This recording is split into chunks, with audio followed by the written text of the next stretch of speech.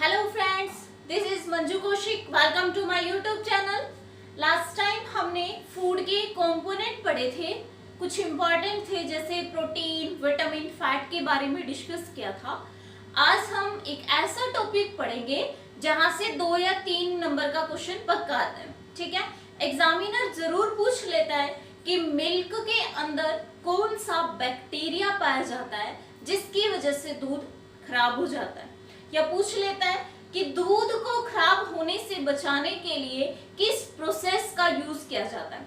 इस टाइप से बहुत सारे क्वेश्चन पूछ लेता है। तो आइए हम मिल्क के बारे में पढ़ते हैं। आज हमने थोड़ा सा फर्स्ट लेक्चर में जाना था कि मिल्क के अंदर विटामिन सी नहीं पाया जाता। मिल्क में सारे विटामिन होते हैं, सिर्फ विटामिन सी नहीं होता। ऐसे ही मिल्क में आयरन नहीं पाया जाता, बाकी सब मिनरल होते हैं। ठीक है, यानी मिल्क में विटामिन सी और आयरन दोनों ही नहीं पाए जाते। इसी वजह से मिल्क को बैलेंस डाइट नहीं बोला जाता। बैलेंस डाइट किसको बोला जाता है? एक ऐसी डाइट जिसके अंदर फूड के सारे कंपोनेंट हो, उसे हम बोलते हैं संतुलित आहार। लेकिन मिल्क में ना विटामिन सी होता है ना आयरन होता है, इस वजह से मिल्क एक बैलेंस डाइट नहीं है। ठीक है, फिर भी मिल्क पीना हमें बहुत जरूरी होता है। ऐसा क्यों?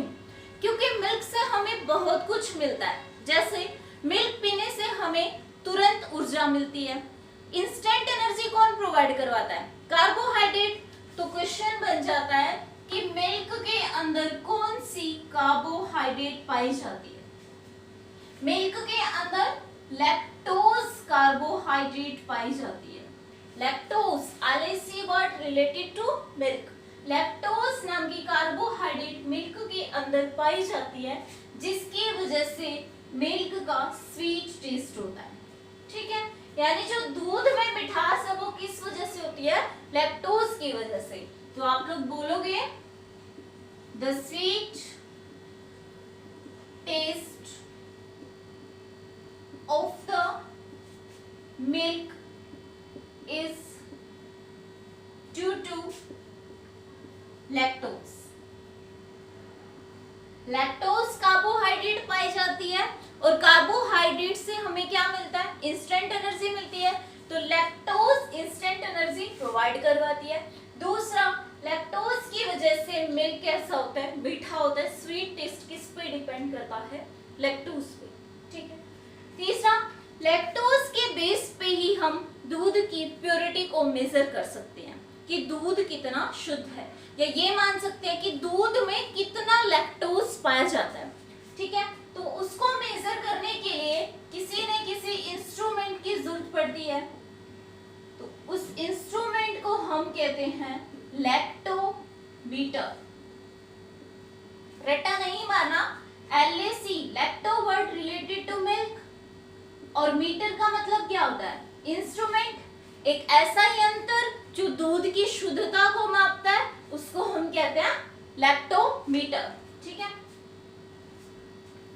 तो लैक्टोज के बेस पे प्योरिटी या डेंसिटी को मेजर किया जा सकता है। तो आप लोग बोलोगे द प्योरिटी या density of the milk is measured by lactometer. Lactometer से हम दूध की शुद्धता को माप सकते हैं। ये भी पता लगा सकते हैं कि मिल्क के अंदर कितनी लैक्टोज पाई जाती है। ठीक है, आजकल गर्मियों का सीजन चल रहा है, कई बार दूध खट्टा हो जाता है, दूध में खटास आ जाती है। ऐसा क्यों होता है? दूध के अंदर एक बैक्टीरिया पाया जाता है,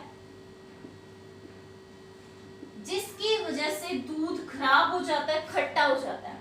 ये बैक्टीरिया क्या करता है? ज्यादा टेम्परेचर पे जो दूध के अंदर लैक्टोज पाई जाती है, उसको कन्वर्ट कर देता है लैक्टिक एसिड में।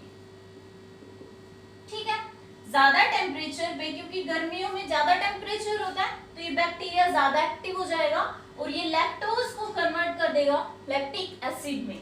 नेम से ही पता चल रहा है लैक्टिक एसिड मतलब एसिड कैसे होते हैं, खट्टे होते हैं, तो दूध को कैसा बना देते हैं, खट्टा बना देते हैं, जिसकी वजह से दूध खराब हो जाता है। और इस बैक्टीरिया को बोलते हैं लैक्टोबैसिलस बैक्टीरिया। एक ऐसा बैक्टीरिया जो दूध को खराब कर देता है, लैक्टोज को लैक्टिक एसिड में कन्वर्ट कर देता है। Clear?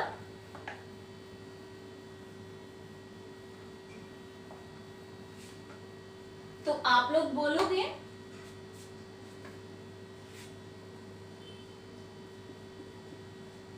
Lactobacillus bacteria converts lactose into lactic acid। ये मिल्क में जो लैक्टोज पाई जाती है उसको कन्वर्ट कर देता है लैक्टिक एसिड में। ओनली मिल्क की बात हो रही है, ठीक है। यही बैक्टीरिया जो लैक्टोबैसिलस बैक्टीरिया है, यही दूध से दही बनाने में सहायक होता है, यानी मिल्क से कर्ड में कन्वर्ट कर देता है लैक्टोबैसिलस, ठीक है। तो it converts milk into curd. जो दूध से दही जमती है वो किस वजह से जमती है, लैक्टोबैसिलस बैक्टीरिया की वजह से। क्लियर? इट मींस मिल्क के अंदर लैक्टिक एसिड पाया जाता है, यही एसिड कर्ड के अंदर भी पाया जाता है। कर्ड में कौन सा एसिड होता है, लैक्टिक एसिड। मिल्क के अंदर कैसा होता है, लैक्टिक एसिड। लेकिन आपने देखा होगा जो मक्खन होता है, मक्खन में भी खटास होती है, हल्की सी, हल्का सा खट्टापन होता है। तो मक्खन के अंदर कौन सा एसिड पाया जाता है, वेरी वेरी इंपॉर्टेंट। मक्खन को हम बोलते हैं बटर, बटर के अंदर पाया जाता है ब्यूटेरिक एसिड। रट्टे नहीं मारने, बी से बटर, बी से ब्यूटेरिक।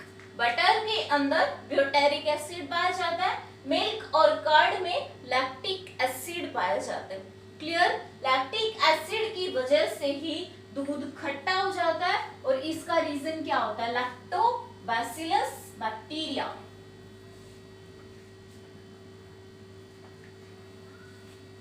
तो हमने पढ़ा मिल्क में कार्बोहाइड्रेट पाई जाती है लैक्टोज, ठीक है। लैक्टोज की वजह से हमें इंस्टेंट एनर्जी मिलती है हमारी बॉडी को। लैक्टोज की वजह से मिल्क का कैसा कलर होता है, टेस्ट होता है, स्वीट टेस्ट होता है, ठीक है। तो मिल्क में कौन सा प्रोटीन पाया जाता है जिसकी वजह से हमें एनर्जी मिलती है। प्रोटीन क्या करते हैं, हमारी बॉडी को एनर्जी प्रोवाइड करवाते हैं। तो मिल्क के अंदर केसीन नाम का प्रोटीन पाया जाता है, केसीन प्रोटीन पाया जाता है, जिसकी वजह से हमें एनर्जी मिलती है। और इसी केसीन प्रोटीन की वजह से मिल्क का वाइट कलर होता है, यानी कलर डिसाइड करता है केसीन कि मिल्क का कैसा कलर होगा, वाइट कलर।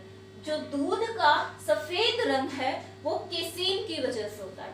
तो आप लोग बोलोगे the white color of the milk is due to casein। Casein एक प्रोटीन होता है जिसकी वजह से मिल्क का कैसा कलर होता है, व्हाइट होता है।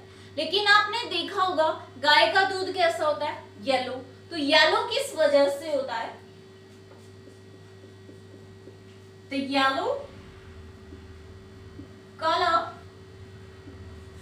of the milk is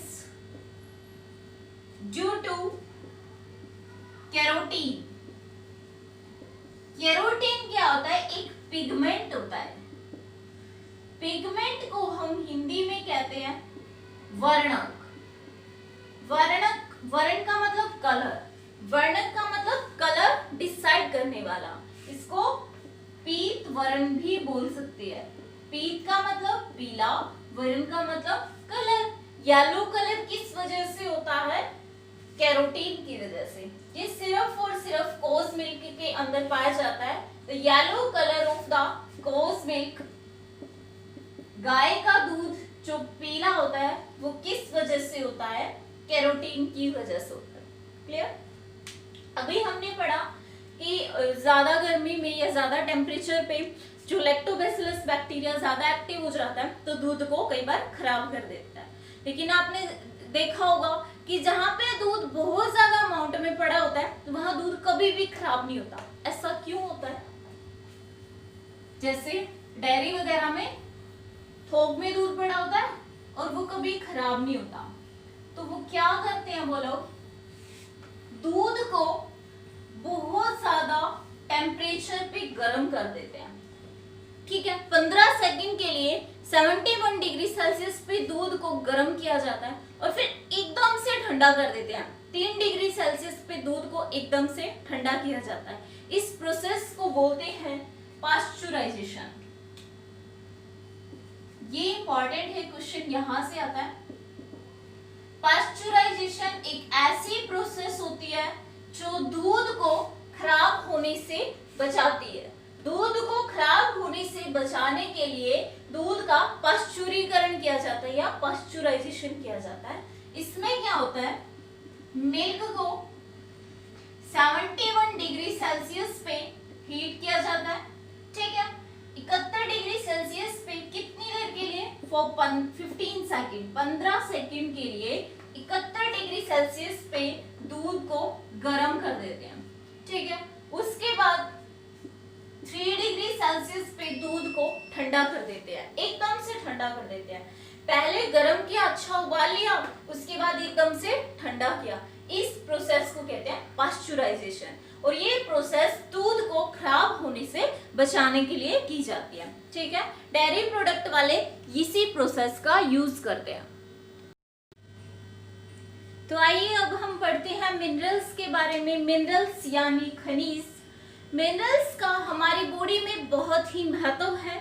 हमारे शरीर के लिए बहुत जरूरी होते हैं मिनरल्स, क्योंकि बॉडी का बैलेंस बना के रखते हैं। ठीक है, तो आइए हम सबसे पहले बात करते हैं आयरन की। कुछ इंपॉर्टेंट मिनरल को हम वन बाय वन डिस्कस करेंगे। सबसे पहले हम पढ़ते हैं आयरन। आयरन की अगर कमी हो जाए तो इसकी कमी से एक बीमारी हो जाती है जिसको हम कहते हैं एनीमिया। एनीमिया में क्या होता है? खून की कमी हो जाती है, यानी खून की कमी को ही एनीमिया बोला जाता है। चक्कर आने शुरू हो जाते हैं, बॉडी सुस्त हो जाती है। क्लियर? तो खून की कमी हो जाती है आयरन की कमी से, क्योंकि ब्लड के अंदर एक पिगमेंट पाया जाता है। पिगमेंट होता है जी वर्णक, जैसे अभी हमने पढ़ा था, जो कलर को डिसाइड करता है। तो ब्लड के अंदर एक पिगमेंट पाया जाता है जिसको हम कहते हैं हीमोग्लोबिन, और हीमोग्लोबिन की वजह से ही ब्लड का रेड कलर होता है। तो आप लोग बोल सकते हो red colour of the blood is due to haemoglobin. Blood के अंदर हीमोग्लोबिन पाया जाता है जो ब्लड का रेड कलर डिसाइड करता है। लेकिन क्वेश्चन यहाँ से बन जाता है कि हीमोग्लोबिन के अंदर कौन सी मेटल पाई जाती है, ये इंपॉर्टेंट है। तो metal present in haemoglobin is iron. Haemoglobin के अंदर आयरन मेटल पाई जाती है। ठीक है, हीमोग्लोबिन का क्या काम होता है? हीमोग्लोबिन हमारे शरीर के अंदर सेल्स और टिश्यू में ऑक्सीजन की सप्लाई करने का काम करता है। ये ऑक्सीजन का ट्रांसपोर्टेशन करने में हेल्प करता है, और हीमोग्लोबिन की हेल्प करता है आयरन। ठीक है, यानी ट्रांसपोर्टेशन में हेल्प करेगा आयरन। इसका मतलब क्या हुआ? अगर आयरन की कमी हो रही है तो हीमोग्लोबिन की कमी हो जाएगी। हीमोग्लोबिन की कमी है तो ऑक्सीजन का ट्रांसपोर्टेशन में कमी आ जाएगी, यानी ऑक्सीजन की सप्लाई कम हो जाएगी। ऑक्सीजन की सप्लाई कम हो जाएगी तो क्या होगा? बॉडी सुस्त हो जाएगी, चक्कर आने शुरू हो जाएंगे, खून की कमी हो जाएगी। ठीक है, तो आप लोग बोलोगे transportation of oxygen in our body is due to haemoglobin. ठीक है, जो ऑक्सीजन का ट्रांसपोर्ट हो रहा है वो किस वजह से होता है? हीमोग्लोबिन की वजह से, और हीमोग्लोबिन की हेल्प करता है आयरन, यानी आयरन हमारे शरीर के लिए इंपॉर्टेंट है। अगर आयरन की कमी है, खून की कमी, चक्कर आने शुरू हो जाते हैं, उसको कहते हैं एनीमिया।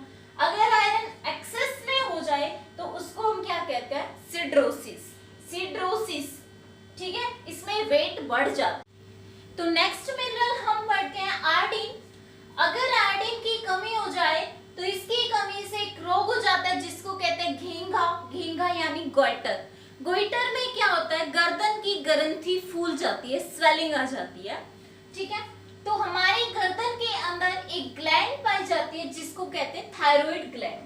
थायराइड ग्लैंड को एक्टिव रखने के लिए आयोडीन की जरूरत पड़ती है, ठीक है। यानी थायराइड ग्लैंड को एक्टिव रख रहा है आयोडीन, क्योंकि थायराइड ग्लैंड से एक हार्मोन निकलता है जो बॉडी की ऑल टाइप की ग्रोथ करवाने में हेल्प करता है। उस हार्मोन को कहते हैं थायरोक्सिन हार्मोन। थायराइड ग्लैंड हमारी गर्दन के अंदर पाई जाती है, इससे एक हार्मोन निकलता है थायरोक्सिन हार्मोन, और थायरोक्सिन हार्मोन का जो 65% पार्ट है वो आयोडीन का बना होता है। यानी आयोडीन शरीर के लिए बहुत जरूरी है, क्योंकि थायरोक्सिन हार्मोन क्या करवा रहा है, बॉडी की ग्रोथ करवाने में हेल्प करता है। ऑल टाइप की ग्रोथ किस वजह से होती है, थायरोक्सिन हार्मोन की वजह से, ठीक है। और थायरोक्सिन हार्मोन किससे बना, आयोडीन से बना है, क्लियर। तो आप लोग बोल सकते हो gland present in our neck is called thyroid gland. Thyroid gland release thyroxine hormone. 65% part of thyroxine hormone is made up of iodine. Iodine helps in growth of the body.